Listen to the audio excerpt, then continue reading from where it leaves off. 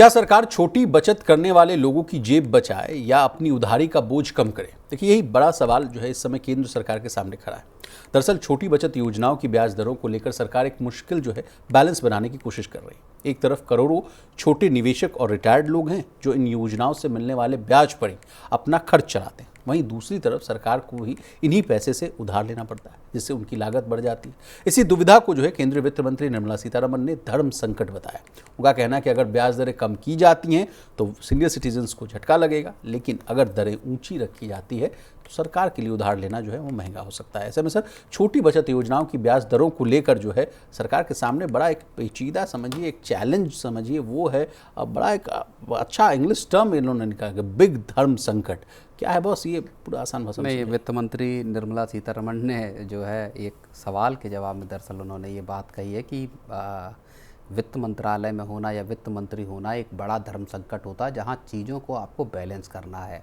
और ख़ास तौर पर स्मॉल सेविंग्स स्कीम को लेके एक सवाल जो है वो एम गोविंद राव जो हैं, वो फॉर्मर डायरेक्टर रहे हैं आपके जो है national institute of public finance and policy के। तो उन्होंने एक सवाल पूछा था कि जो स्मॉल सेविंग स्कीम्स के इंटरेस्ट रेट को लेके, उस पर उन्होंने जवाब दिया कि सरकार के सामने एक बहुत बड़ा धर्म संकट है कि एक तरफ लाखों करोड़ों लोग हैं जो स्मॉल सेविंग स्कीम्स में इस वजह से पैसा डालते हैं कि वहाँ पे उनको एक ठीक ठाक एश्योर्ड रिटर्न मिलता है, क्योंकि सरकार की गारंटी वहाँ पे है। दूसरी तरफ सरकार की मुश्किल ये है कि सरकार को इसी पैसे को दरअसल लोन पे लेना पड़ता है और इस पर ब्याज चुकाना पड़ता है। ऐसे में सरकार एक तरह से यहाँ पे लॉस में आती है, क्योंकि अब पूरा अगर आप देखेंगे ब्याज दरों का साइकिल देखेंगे बाकी चीज़ों को, तो जो घटते साइकिल में सरकार को दरअसल ज़्यादा पैसा यहाँ पे चुकाना पड़ रहा है। तो क्या वो पैसा सरकार को अपनी किटी से, अपनी जेब से इस यहाँ पे देना पड़ता है? इसका एक धर्म संकट उन्होंने जो है उसका जिक्र किया विचार। लेकिन जहाँ तक मुझे याद है सर, स्मॉल सेविंग स्कीम्स में इस बार सरकार ने जो कोई भी रेट कटौती नहीं की है। तमाम जिस तरह के जो जियोपॉलिटिकल टेंशन्स हो, इकोनॉमी को लेकर जो थोड़े सवाल उठते हुए नजर आ रहे हैं, और जिस तरह से अभी के करंट सिनेरियोज हैं, उसके बावजूद सरकार ने जो है ब्याज दर जो है, छोटी बचत की जो ब्याज दर है, उनमें किसी भी तरह का बदलाव नहीं किया है। तो लगातार आठवां क्वार्टर या 8वीं तिमाही थी जब सरकार ने जो स्मॉल सेविंग स्कीम्स हैं उनकी ब्याज दरों को जो है वो स्थिर रखा है, और 30 मार्च को ही इसका विशाल फैसला किया गया था कि ब्याज दरें जो छोटी बचत योजनाएं हैं वहाँ पे किसी तरह का उनमें बदलाव नहीं होगा। चलिए, अब छोटी बचत योजनाएं क्या होती हैं, एक एडिशनल जानकारी ले लीजिए। देखिए, पीपीएफ, जिसको पब्लिक प्रोविडेंट फंड के नाम से जाना जाता है, नेशनल सेविंग सर्टिफिकेट एनएससी को, पोस्ट ऑफिस की अन्य जो सेविंग स्कीम है, इनको जो है छोटी बचत योजना जो है उसको कहा जाता है। अब ब्याज दर जो है वो कैसे तय होती है ये भी जान लीजिए। एक कमेटी जिसकी अध्यक्षता जो है पूर्व RBI deputy governor Shyamala Gopinathan जो है वो करते हैं। उन्होंने ये सुझाव दिया था कि छोटी बचत योजनाओं की ब्याज दरें क्या होंगी। सरकारी बॉन्ड्स की जो है औसत जो है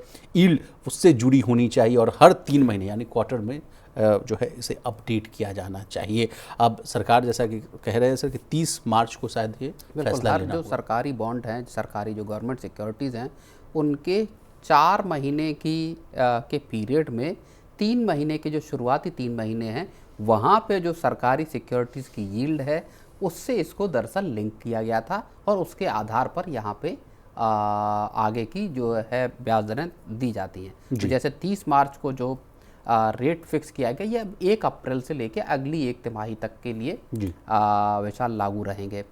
तो अब सरकार का भी ये कहना है कि अगर हम श्यामला गोपीनाथ कमेटी के जो सुझाव हैं या जो उनका तय किया हुआ फॉर्मेट है उसको माने तो ये रेट्स आपके कम हो जाएंगे, क्योंकि जो गवर्नमेंट सिक्योरिटीज़ हैं उनकी यील्ड असल में कम हुई है। उसके बावजूद सरकार जो है, और उसका सीधा फैक्टर या सीधा आप तरीका ये समझ लीजिए कि पूरा जो ब्याज दरों का साइकिल है वही दरअसल निचले दौर में है। ऐसे में सरकार के लिए 7, 7.5 या 8% का रेट दे पाना वो थोड़ा सा मुश्किल है, क्योंकि पैसा जो स्मॉल सेविंग स्कीम्स का है दरअसल वो नेशनल स्मॉल जो सेविंग फंड है वहाँ जाता है, वहाँ से सरकार इस पैसे को बोरो करती है।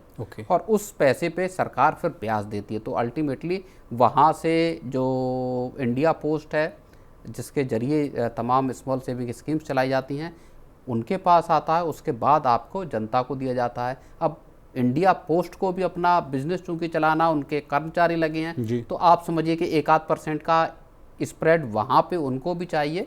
क्योंकि वो पूरी चीज़ों को ऑपरेट करते हैं। तो ऐसे में सरकार के लिए बर्डन थोड़ा बढ़ता हुआ यहाँ दिखाई देता है। इसी को लगता है धर्म संकट कहती हुई नजर आ रही है।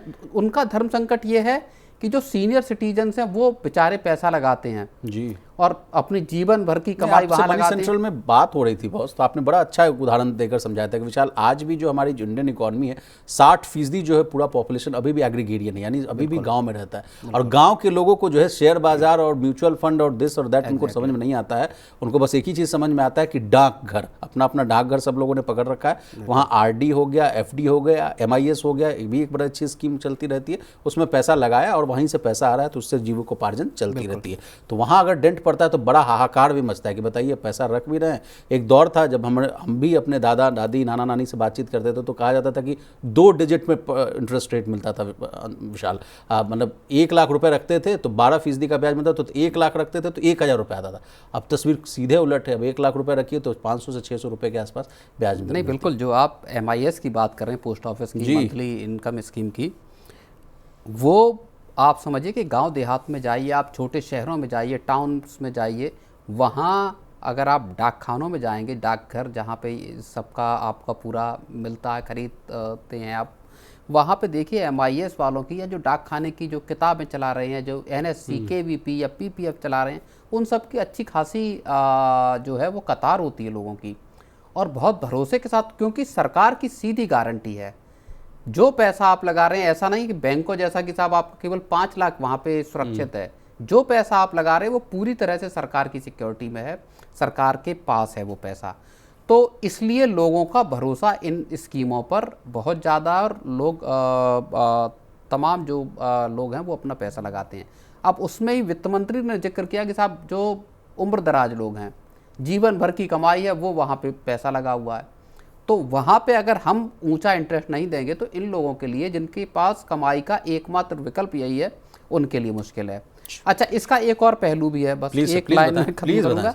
सरकार के लिए भी दरअसल स्मॉल सेविंग स्कीम्स बेहद जरूरी हैं, क्योंकि लंबे वक्त के लिए सरकार को पैसा सीधे तौर पर इन्हीं स्कीमों से मिलता है। ऐसे में सरकार चाहती है कि लोग, और वित्त मंत्री ने यह बात भी कही कि लोगों के पास ऑप्शंस आए तो वो दूसरे प्लेटफॉर्म्स पर भी जा रहे हैं, म्यूचुअल फंड हो गए या तमाम तरीके की दूसरी चीज़ें जी। तो ऐसे में सरकार के लिए छोटी बचत योजनाओं के जरिए पैसा मोबिलाइज करना बेहद महत्वपूर्ण है। उसको बढ़ाए रखना, उसको ऊपर लेकर जाना, वो सरकार के लिए ज़रूरी है, क्योंकि सरकार बाहर से कहीं से पैसा लेगी, हो सकता है वो इससे महंगा मिले। तो सरकार के लिए ज़रूरी है कि यहाँ से अच्छा खासा लॉन्ग टर्म का कैपिटल सरकार को हमेशा से मिलता है। आपने बहुत अच्छी बात कही सर कि वित्त मंत्री ने कहा कि आजकल लोग जो है अपनी बचत को स्टॉक मार्केट और दूसरे निवेश के प्लेटफॉर्म्स उसमें भी डाल रहे हैं।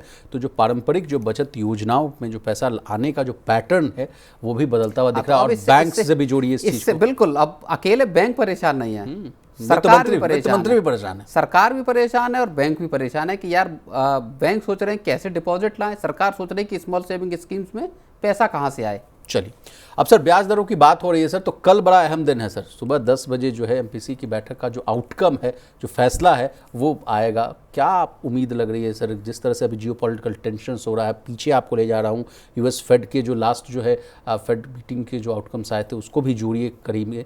क्या कल ब्याज दर में कटौती होगी? या कई लोग तो ये भी कहते हुए नजर आ रहे हैं कि शायद हो सकता है कि जो आप लंबे समय तक जो दौर आप देख रहे थे कि रेट कट हो रहा है, रेट कट हो रहा है, रेट कट हो रहा है, अब शायद जो है रेट जो है बढ़ाने की भी बात हो रही है सर। क्या सिनेरियो नहीं, मुझे नहीं लगता कि कल कोई रेट कटौती, ब्याज दरों में कटौती होने वाली है। RBI के सामने 2 बड़ी समस्याएं, और नज़र मेरी ये रहेगी कि रिजर्व बैंक के गवर्नर जो हैं उनकी कमेंट्री क्या होती है, उनकी स्पीच में क्या ऐसी बातें होती हैं जो पूरे आउटलुक को, ग्रोथ को लेके, महंगाई को लेके उनका आउटलुक क्या आता है, ये सबसे बड़ी बात देखने को होगी।